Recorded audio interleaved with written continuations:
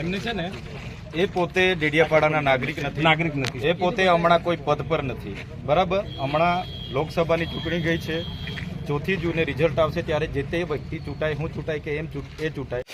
નમસ્કાર મિત્રો, વિડીયોમાં તમારું સ્વાગત છે. મિત્રો, ફરી ભરૂચમાં હાહાર મચી ગયો કે ચેતરભાઈ વસાવા વચ્ચે મનસુખભાઈ વસાવા આમને સામને થયા છે. શું છે સમગ્ર મામલો, જેથી કરીને ચેતરભાઈ વસાવે મનસુખભાઈ વસાવાને ખુલ્લેઆમ ધમકાવી નાખ્યા અને એમની સાથે કેટલાક અધિકારીને પણ ધમકાવી નાખ્યા? શું છે સમગ્ર મામલો, આપણે બધી જ ડિટેલ આ વિડીયોની અંદર જાણવાના છે.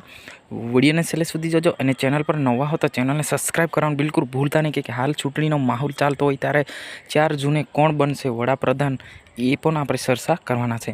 તો ચાલો મિત્રો, આપણે જાણી લઈએ કે ચેતરભાઈ વસાવાએ મનસુખભાઈ વસાવાને આમ ખુલ્લેઆમ કેમ ધમકાવી નાખ્યા, શું છે સમગ્ર મામલો. જ્યાં મિત્રો વાત કરવામાં આવતી, ચેતરભાઈ વસાવા સાહેબનું કહેવું ખરેખર સાચું જ છે કે જ્યાં સુધી ચૂંટણીનો રિઝલ્ટ નહીં આવે ત્યાં સુધી કોના હાથમાં પદ નહીં કહેવાય, કેમ કે સાંસદની જો ચૂંટણી થઈ ચૂકી હોય ત્યારે આ સાંસદ પોતાની ખુરશી પર રાજ કરતા એવું નહીં ચલાવી લેવામાં આવે એવું કહી રહ્યા છે.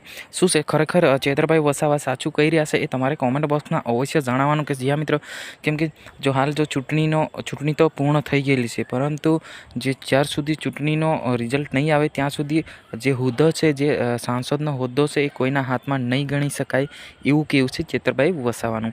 તો મનસુખભાઈ વસાવાએ આમ ખુલ્લેઆમ દરેક નેતાઓને બોલાવ્યા હતા ને મિટિંગમાં બોલાવ્યા હતા અને અંદર ઓફિસમાં બેઠા હતા, ત્યારે અચાનક ચેતરભાઈ વસાવા આવ્યા અને મનસુખભાઈ વસાવાને ધમકાવી નાખ્યા અને કેટલાક અધિકારીને પણ ધમકાવી નાખ્યા. અને ચેતરભાઈ વસાવાએ જણાવ્યા અનુસાર કહી રહ્યો છે કે ભાઈ, જ્યાં સુધી રિઝલ્ટ નહીં આવે ત્યાં સુધી આ જે સાંસદનો જે સીટ છે કોઈના હાથમાં નહીં ગણી શકાય.